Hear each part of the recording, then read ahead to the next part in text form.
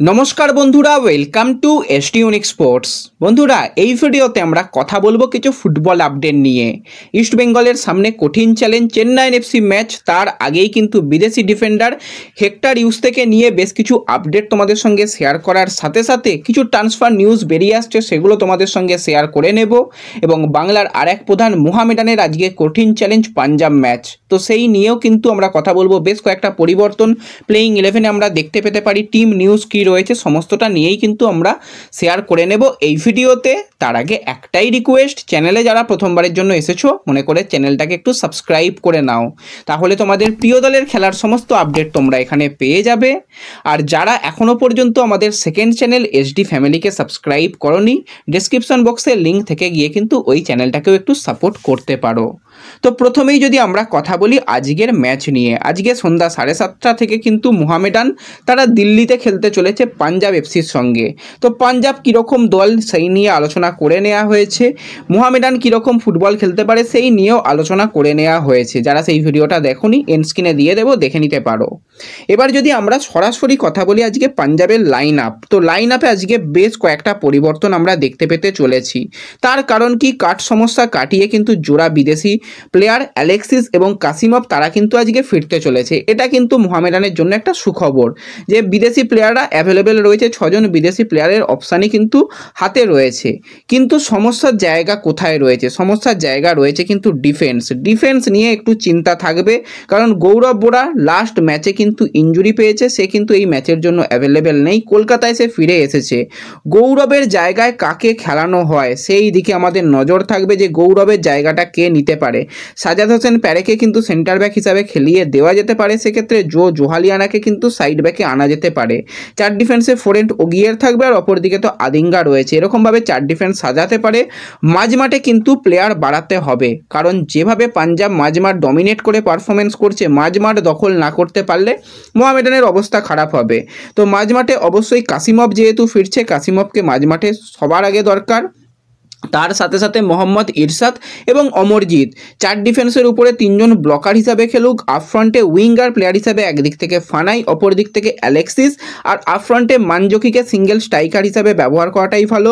3-5-1 এই 4-5-1 এই ফরমেশানে যাওয়াটা খুবই ভালো, বা 4-3-3 ফরমেশানে গেলেও কিন্তু বেটার হবে। কিন্তু আজকে ওই সমস্যার জায়গা যেটা, গৌরব বোরা ছিটকে যাওয়া। গৌরব কিন্তু ব্রিলিয়ান্ট খেলছিল, এই সিজনটা গৌরবের জন্য দারুণ যাচ্ছিল, কিন্তু তার না থাকাটা আজকে কিন্তু চিন্তার কারণ হয়ে দাঁড়াচ্ছে। আর অপরদিকে যদি আমরা একটুখানি চার্নিসবের কথা বলি, তো চার্নিসবের কিন্তু চাকরি থাকছে, কারণ কিছুদিন আগেই আমরা দেখলাম মোহামেডানের এক কর্তা সাংবাদিকদের মুখোমুখি হয়ে জানালো যে তাকে ছেড়ে দেওয়াটাই মনে হয় ভালো কাজ হবে, দলের খারাপ পারফরমেন্স, দল ঠিকঠাক হয়নি, সে যদি পদত্যাগ করে দলের জন্য ভালো হবে। এবং কালকে আবার সাংবাদিক সম্মেলন করে কিন্তু আরও মোহামেডানের সমস্ত শীর্ষকর্তারা তারা বললো যে না, চাকরি তার থাকছে, তাকে ছেড়ে দেওয়ার এখনই কোনো পরিকল্পনা নেই। আমরা সবেমাত্র আইএসএলে এসেছি, আমরা যে এখনই অনেক কিছু আশা করতে পারি না এই দলকে নিয়ে। সামনের উইন্টারে আমরা বেশ কয়েকটা পরিবর্তন করব। সবার আগে যেটা পরিবর্তন হবে, বেশ কিছু ইন্ডিয়ান প্লেয়ার পরিবর্তন হবে, যারা কিন্তু আইএসএলে অন্য দলে বেঞ্চ প্লেয়ার, সেই প্লেয়ারদের কিন্তু নিয়ে এসে আমাদের দলকে কিছুটা হলেও শক্তি বাড়াবো, এবং আমাদের দল থেকেও বেশ কয়েকজন প্লেয়ারের বিদায় ঘটতে চলেছে, এরকমটাই তারা জানিয়েছে। বিদেশি পরিবর্তন নিয়ে এক্ষুনি চিন্তাভাবনা নয়, আরও কিছুদিন গেলে কিন্তু বিদেশি পরিবর্তন নিয়েও চিন্তাভাবনা চলবে। তোমাদের যেরকমটা জানিয়েছিলাম, 2 জন কিন্তু বিদেশি পরিবর্তনের চিন্তাভাবনা রয়েছে মোহামেডানের মধ্যে। তো দেখা যাক, তারা চিন্তাভাবনা করুক, কাজ করুক, সেই দিকে কিন্তু আমাদের অবশ্যই নজর থাকবে। এবং চাকরি কিন্তু বেঁচে গেল আপাতত, যেরকমটা আপডেট রয়েছে আন্ডে চার্নিসবের। তো এরপর যদি আমরা মোহামেডানেরই একজন প্লেয়ারকে নিয়ে কথা বলি, সেই প্লেয়ারকে নিয়ে কিন্তু উইন্টারে বেশ টানাটানি শুরু হতে চলেছে। সেই প্লেয়ার আর অন্য কেউ নয়, জোহালিয়ানা। খুবই কোয়ালিটি প্লেয়ার, এর আগে কিন্তু আমরা তাকে নর্থ ইস্টে খেলতে দেখেছিলাম।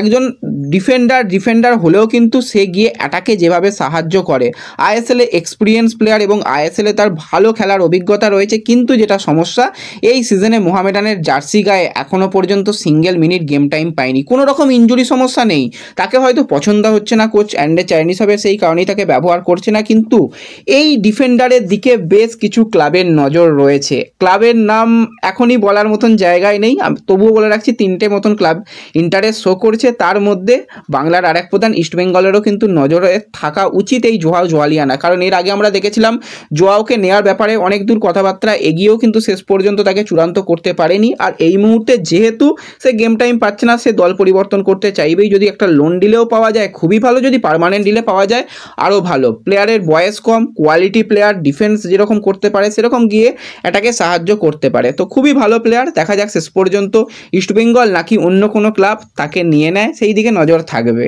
এবং এই প্লেয়ারকে নিয়ে ট্রান্সফার মার্কেটে কিন্তু বেশ টানাটানি হবে, এখন বলে রাখলাম, মিলিয়ে নিও। তো এরপরে যদি আমরা চলে আসি একটু ইস্ট বেঙ্গলের দিকে, যেরকমটা খবর যে ইস্ট বেঙ্গলের বিদেশি ডিফেন্ডার হেক্টর ইউজ থেকে নিয়ে একটু চিন্তার কারণ তৈরি হয়েছে। তোমাদের যেরকমটা জানিয়েছিলাম তাকে বিশ্রাম দেওয়া হয়েছে, কিন্তু আজকে যেটা রিপোর্ট বেরিয়ে আসছে তার কিন্তু এমআরআই করা হয়েছে। ঠিক কি ইনজুরি তার হচ্ছে সেই ব্যাপারটা জানার জন্যই কিন্তু আজকে এমআরআই করা হয়েছে। এমআরআই রিপোর্টও এসে যাবে এবং দল তো আজকেই চেন্নাইয়ে চলে যাচ্ছে। চেন্নাই যেটা প্রধান সমস্যার ব্যাপার সেটা হচ্ছে চেন্নাইয়ের ওয়েদার। ওই ওয়েদারটা মানিয়ে নেওয়াটাই কিন্তু বড় চ্যালেঞ্জ হবে ইস্টবেঙ্গলের জন্য। এবং যদি কোনোভাবে মানে এমআরআই রিপোর্ট খারাপ আসে তো সেক্ষেত্রে কিন্তু হেক্টরকে বাদ রেখেই হয়তো খেলতে হতে পারে, কিছুদিন রেস্ট দিয়ে দেওয়া হোক, কারণ তারপরে এখনও অনেক ম্যাচ রয়েছে এই ডিসেম্বরটা খুবই গুরুত্বপূর্ণ এবং হিজাজি প্রস্তুত রয়েছে, এরকমটাই কিন্তু চিন্তাভাবনা রয়েছে। তো দেখা যাক, রিপোর্ট এসে গেলে তোমাদের অবশ্যই রিপোর্টে কি এলো তোমাদের জানিয়ে দেব। তো এই ভিডিওতে এটুকুই আপডেট শেয়ার করার ছিল। ভিডিও ভালো লাগলে লাইক শেয়ার করে দিও। দেখা হবে পরবর্তী ভিডিওতে। ধন্যবাদ।